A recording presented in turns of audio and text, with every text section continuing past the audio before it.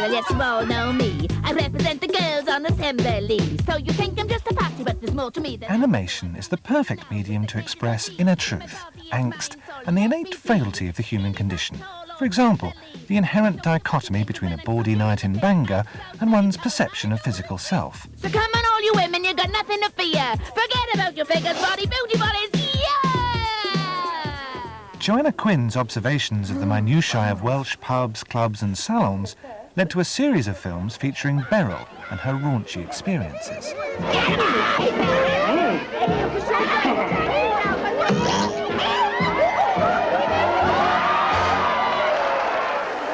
I've just turned into a sad person, really. I quite like being alone. I'm an only child, you see, so I'm probably perfect, because I never had any friends.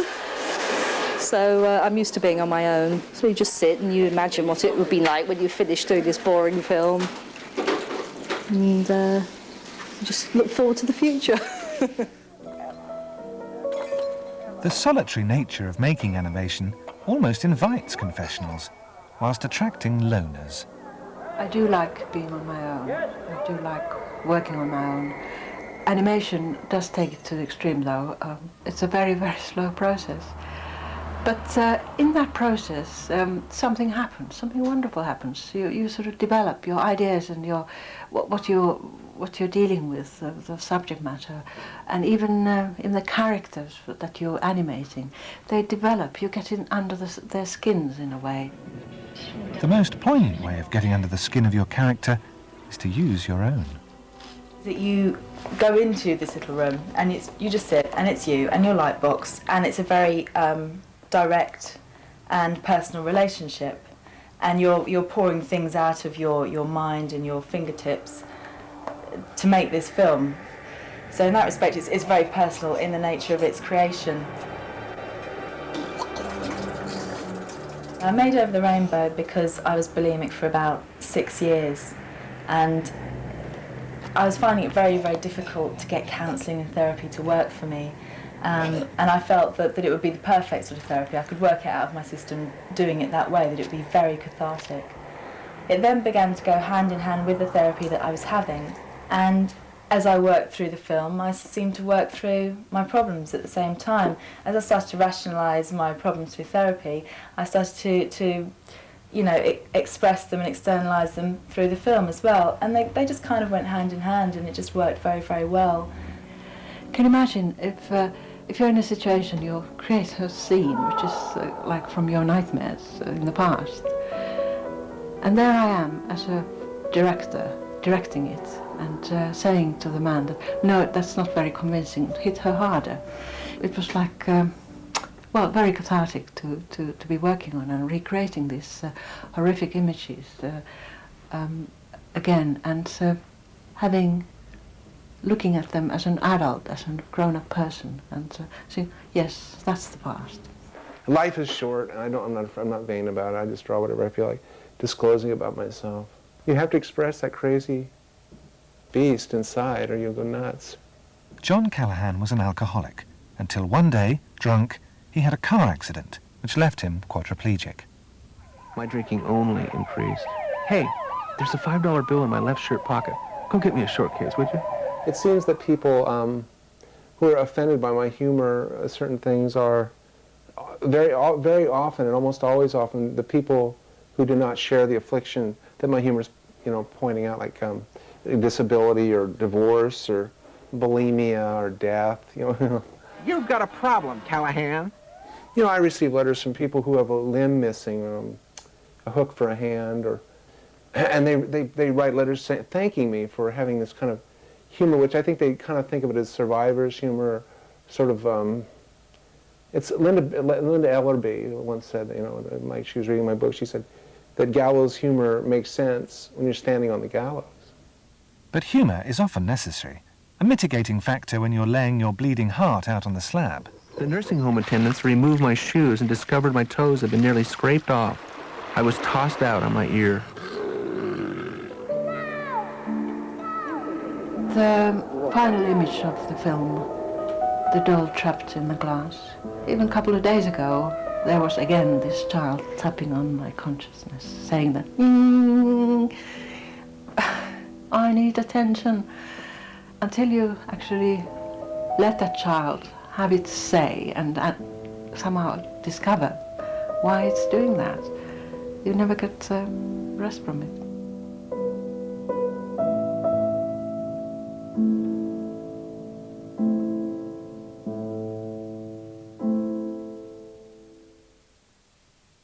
Hi, my name's Alison de Vere. I'm an animator who makes narrative films.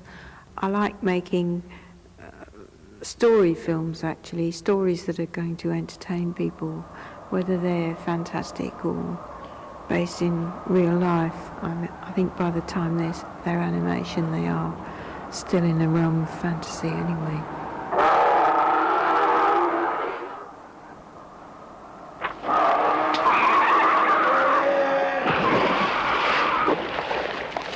I think the animated film that influenced me very much was a marvellous film called L'Idée by Bertolt Bartos, and it was the first time that I'd ever seen an animation film which contained a grand idea and did it beautifully, aesthetically, and this, I think, probably always pushed me on all the way through in a certain way.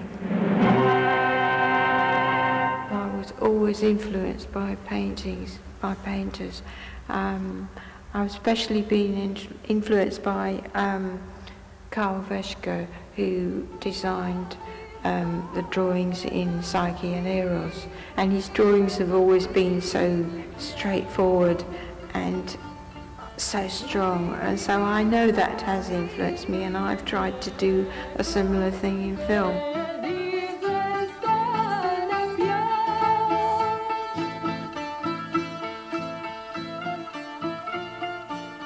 I'd always thought, really, I would love to be a filmmaker, but I would like to have had actors and actresses, but that wasn't possible, so I just learned more and more to draw them. When animals are used in the ancient Egyptian and Indian wall paintings, you often see the deities represented with the heads of animals. And this was not making the animals human in any way. This was endowing the deity with the strength or the cunning or the intelligence or whatever the essential quality of that animal was. I mean, at the present time, I'm doing the opposite thing, little furry animals, mouse and mole, and they are very charming. They're delightful. They are actually humanizing animals. It's the other side of it. It's quite a fascinating subject, I think. Oh, Mouse, how I missed you. I missed you too, Mo. Oh, and Hedgehog sent you something special for 11s. Honey flapjack's my favourite. The trouble about animation is it's so horribly time-consuming. I'm really so sorry, but I have to go. That train goes at 5:02 to Penzance, and the next one is in the middle of the night. Bye.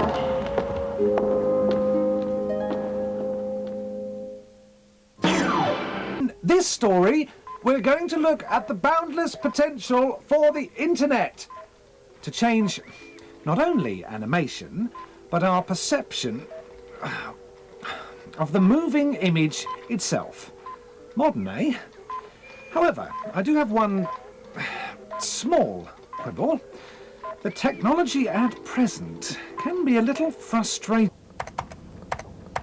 Your application to access Dope Sheet has unexpectedly quit. Please restart and try again. Shit!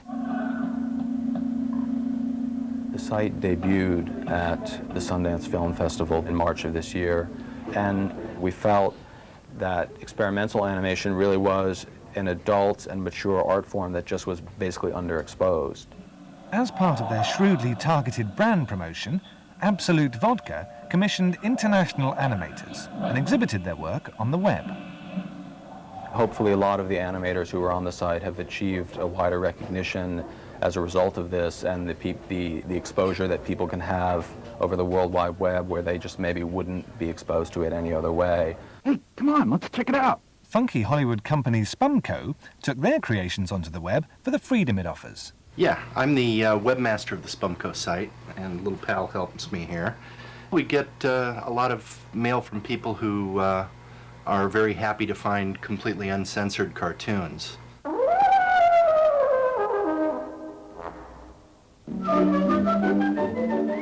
I'm a cartoonist and I like to make cartoons, and I don't want anybody to tell me how to make the cartoons. I just want to make the goddamn things. But that situation doesn't exist anymore in America. It's no longer a free country, it's communist or something. And you can only make cartoons that are politically correct, just like everything else. You can only make cars that are politically correct, and you can only make movies that are politically correct. The internet eliminates the need for distribution, which is one of the world's great evils. Anybody can get on the internet. Anybody can say what they want to say. Anybody can make what they want to make, put it on the internet, and the whole world can find it. If it's good, it'll be popular. If it's not good, it won't be popular. So only the really talented people, for the most part, will survive. And we hope we're among them. Wow! Look at all this! The technology at this point for animation on the web is primitive, but it's much better than it was last year. We're at the point now, which nobody thought we could get to, is we can actually tell stories in animated form. You can't have as many in-betweens. You know, it's not as smooth as a Disney cartoon. But then again, Scooby-Doo has no in-betweens either.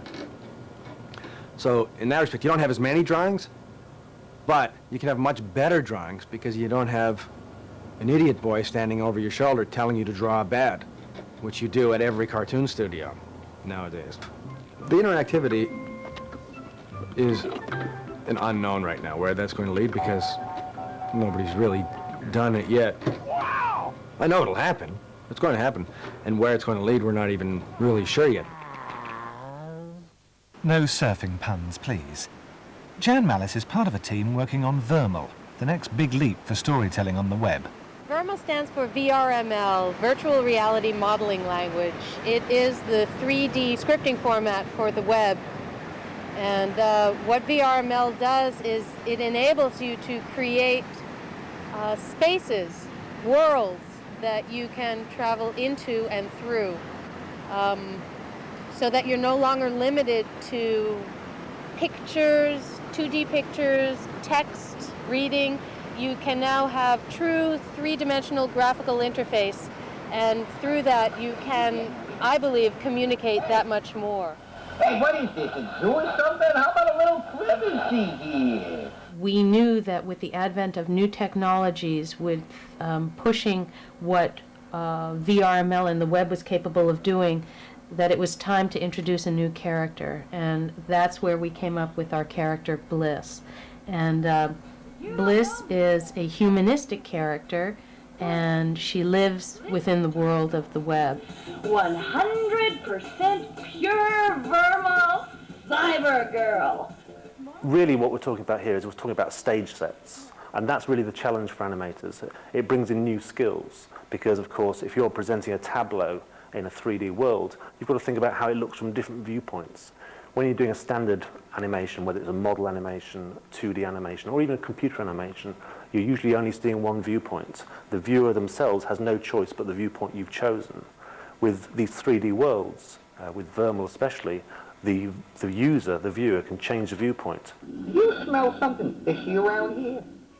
Part of what interaction allows you to do is to change the storyline or the narrative as you're progressing through it, so that you can have a character actually stop, look at you, and ask you at that particular point in time to make a decision for them. So you can have a lot of fun involving the viewer in the narrative that you're talking about. We could see a far richer visual 3D environment in the very near future. But it may, on the other hand, if I can play devil's advocate, it may be seen in a few years' time to be a flash in the pan. It's just a gimmick, a bit like sort of 3D in the cinema was a gimmick. Internet's uncharted territory. It's the frontier. It's brand new. It's not only that we're going to be able to repeat what the past did, we're going to be able to invent new things that we haven't even figured out yet. If you'd like to find out more about the animation and animators featured on the show, you can access Dope Sheet on the Channel 4 website.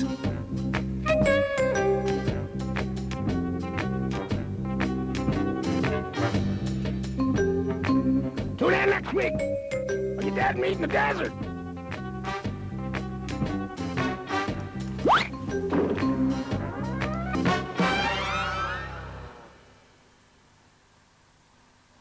Well, Dope Sheet is back next week at the